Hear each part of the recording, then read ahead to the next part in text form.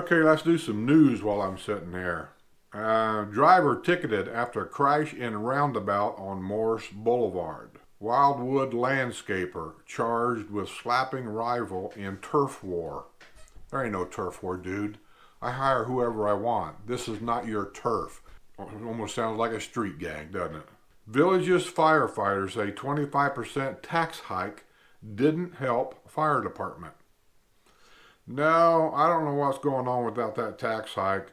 I haven't got the whole story yet, but there's I think three people in the villages that live here that are now running for Wildwood commissioners or part of that office over there because of this 25% tax. There's going to be some repercussions about this.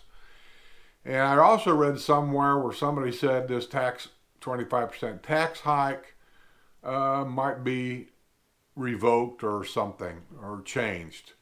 I think they're talking about the election down here. Yeah, and then there was another article I read where they were saying that this 25% tax hike was a way of the developer getting roads and stuff paid for by us instead of him paying for it and then selling it back to the county. Some little thing there. I don't understand how any of that works, or I'd be a billionaire myself. But these are articles I've read. You can find them too. What's this? This sounds interesting. I think somebody died. I'm not sure this is here. Oh, it might be. Foul play appears to have been ruled out in the death of a home buyer found on a lanai this past week in the villages. The 67-year-old Flagstaff, Arizona woman was found dead on Tuesday morning in the Vista Sonoma Villas. She was pronounced dead at 7:36 a.m. that morning by Lady Lake EMS. The woman and her husband had been scheduled to close on a house Friday in the village of Santo Domingo. The husband had driven from Arizona earlier in the week, and she had flown in Monday, according to an incident report. The couple had drinks and a social evening with friends Monday evening. The report indicated the woman's husband found her dead in a chair on the lanai the next morning. He told investigators his wife suffered from chronic fatigue and arthritis. Ah, man. What a bummer. New York snowbird in golf cart jailed after drinking at Lake Sumter Landing. That seems to be a regular thing, and I've been accused of picking on these people, and I'm not, but I just keep saying it over and over again because, well, I don't know if they watch my videos or other people's videos. I don't really know what other people even talk about on their videos. But just because it's a golf cart, listen, this is not Las Vegas, where you can walk around the streets willy-nilly drinking and carrying on. And this, I mean, this is a retirement community. You guys are missing the point. The golf carts is just another form of transportation we have here. And we have swimming pools everywhere. And more people are wanting to treat this like it's a vacation place down here. And it can be with the golf and everything that we do have. And a lot of people do that. But you cannot get in your golf cart with a beer driving down the road. I mean, you have to follow the same rules in that golf cart that you have to follow in a car. You can't drink and drive, period. You don't need a driver's license, but if you get caught with a DWI or DUI or for any reason your license has been revoked for whatever reason in the state of Florida, that also means you cannot drive a motorized vehicle, period. You cannot drive a golf cart anywhere with a revoked license. I mean, you can try to do whatever you want to do until you get caught. I understand that, but I'm just saying. So just because you come down and you're in a golf cart, and this is the villages, just don't think you can go somewhere and get drunk and get in the golf cart and drive home, that you're going to be okay. You may get home. I mean, it may happen 3 or 4 times, and you may get there. But then that one time happens. A father and son were arrested after allegedly causing hundreds of dollars in damage to a display case at Walmart at Buffalo Ridge Plaza in the villages. What? I'm looking at the pictures of these guys, and neither one of these guys look like criminals. I mean, I don't know what a criminal looks like. I understand the jokes, but I'm just saying. They both look clean cut. They just don't look the type. Michael James Adler, 60, and his son Harry Joseph Adler, 32, who both live in the Pepper Tree Apartments in Wildwood, were arrested early Thursday morning after they damaged a security case while attempting to remove a GoPro camera, according to a arrest report from the Sumter County Sheriff's Office. Harry Adler, who was born in Tel Aviv, foreigners, they don't understand American rules. I swear to you, I know, sounds like I'm being racist, doesn't it, or whatever? But I'm telling you, they don't understand sometimes. Why do you have to pay for water? They go to the hospital and they get a bill. And they don't understand what a bill, a hospital bill. Why am I getting a bill? These are some of the problems they have around here. Was born in Tel Aviv, Israel. Kicked the display case multiple times and tried to pry it open with his hands. His father, a native of Oceanside, New York, joined in the effort, and the display case sustained about $500 in damage. The incident was captured on video surveillance. The deputies stopped the pair in the store's parking lot. Both men were arrested on charges of criminal mischief and booked at the Sumter County Detention Center.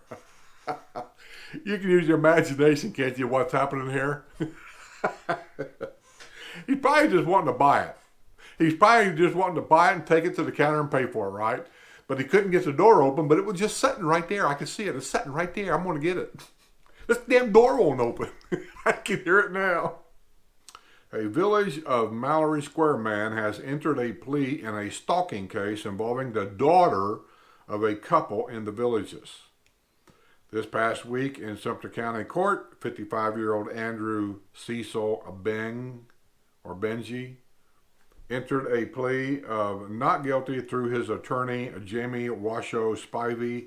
He remains free on $5,000 bond. He is accused of stalking his estranged girlfriend multiple times in 2019. Benji is accused of showing up at her parents' home in the Villages and leaving her hairbrush on the windshield of her car.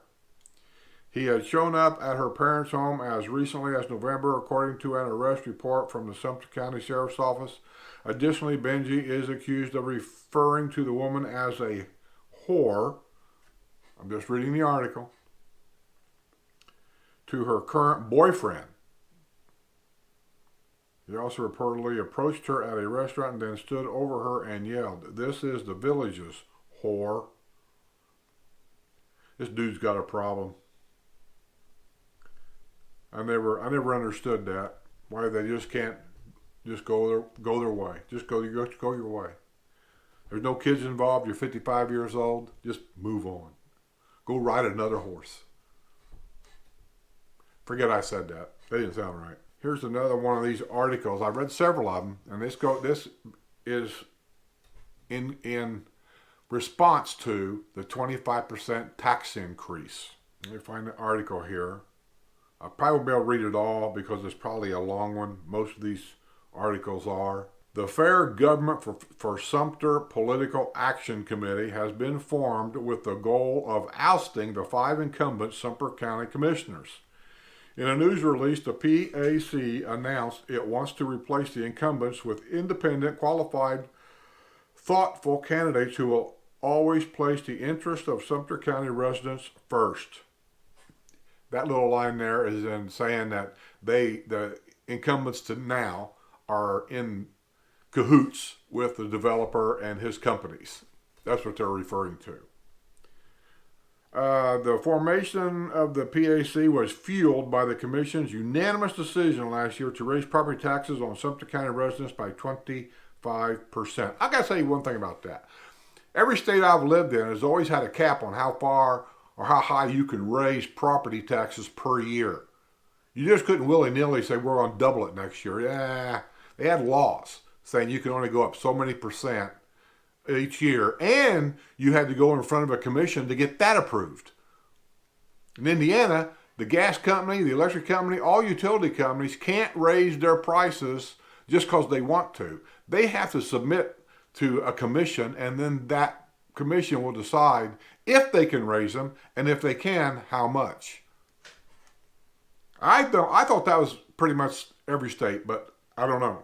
A 25% kind of shocked me too. I was like, what? They can't do 25%, but apparently they can. The immediate target of the PAC are the 3 villagers serving on the commission who will appear on the ballot later this year. Al Butler, Don Burgess, Steve Prince. These incumbents have ignored the wishes and welfare of residents and have, among other things, massively increased our taxes to pay for the developers' infrastructure. This is where I got that, what I told you a while ago. That I've read articles saying that the tax increase is going to pay for the infrastructure, and before his companies paid that and then sold it back or turned it back over to something. Somehow, I don't know how that works, but that's how it works. Massively increased the taxpayer developer infrastructure, failed to oppose the draining of our aquifer and increased the likelihood of sinkholes. That goes to they approved a plan for a bottling company to build a big plant somewhere in the Wildwood area, and they're going to bottle, I think, or drain out of the ground of the aquifer, something like, I want to say 500,000 gallons of water a day. So that does seem like a lot, doesn't it? County District 1 villager Gary Search, who advocated strongly for Sumter County taxpayers, both at the Sumter County Commission open hearings regarding the proposed tax increase and afterwards. County District 3 villager Craig Estep, who has served with distinction as a village's Community Development District 1 supervisor and has long demonstrated his independence, knowledge, and dedication to those residents. County District 5, villager Orrin Miller, who launched the Reverse One Sumter initiative, and like the other candidates that are supporting opposed the 25% property tax increase, he has monitored the county commission meetings for the past 5 years, and he has thereby gained considerable insight into county issues and government.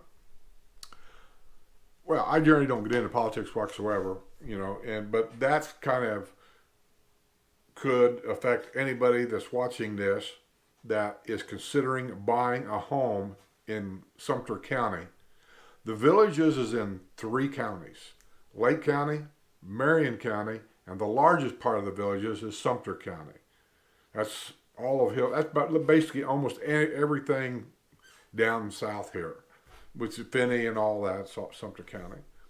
So if that really concerns you, you might consider looking for homes in those other counties. If it doesn't concern you, then good. It might be concerning to some people that's considering buying a home here and worrying about their monthly nut that they have to pop every month, with everything, that it could make a difference of whether to buy here or to buy somewhere else. I mean, I don't know. Not everybody has $1 million. I know I don't. And I told my wife years ago, and I'm not saying this to scare anybody, I'm not, but it's true. I'm very knowledgeable when it comes to facts and figures on things. Maybe not how much it costs per cubic foot, but I know, in my head how much and where it's going and all this and that. But I told my wife a long time ago I moved in here because I've seen things like this pop up before, these type communities. I said, this place is not going to run me broke. I'll be out of here like that. I'm not going to go broke. And so far we're fine. And hopefully that never will happen.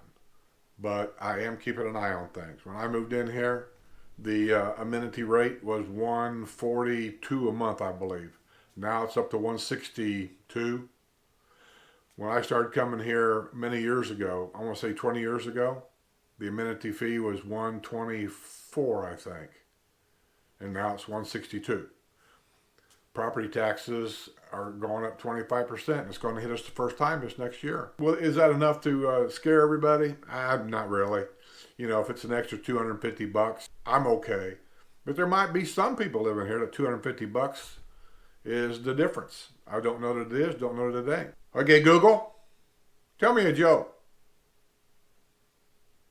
How do you make a tissue dance? How? Put a little boogie in it. You heard it. There you go. All right, I'm going to get out of here. See you guys on the other side.